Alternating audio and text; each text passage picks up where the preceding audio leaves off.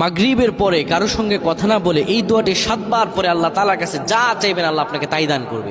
অভাবে আছেন, ঋণগ্রস্ত আছেন, মাথায় টেনশন, ঋণের বোঝা, বাড়িতে থাকতে পারতেছেন না, আল্লাহ সব আপনার পেরেশানি দূর করে দেবে ইনশাআল্লাহ। যদি আপনি আমলটি করতে পারেন, আমল মানুষের জীবন বদলিয়ে দেয়, আমল মানুষের জীবনকে পরিবর্তন করে দেয়। আল্লাহ তাআলা আপনার সব দোয়া কবুল করে নেবেন ইনশাআল্লাহ।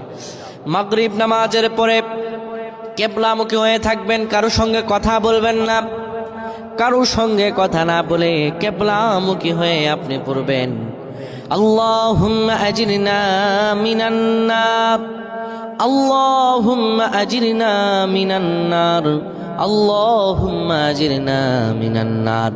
যদি এটি আপনি মাগরিব নামাজের পরে কারোর সঙ্গে কথা না বলে পড়ে 7 বার পরে দুটি হাত তুলে আল্লাহর কাছে দোয়া করেন, আল্লাহ জাহান্নামের আগুন থেকেও বাঁচাবেন এবং আল্লাহ আপনার সব দোয়াগুলো কবুল আর মঞ্জুর করে নেবেন।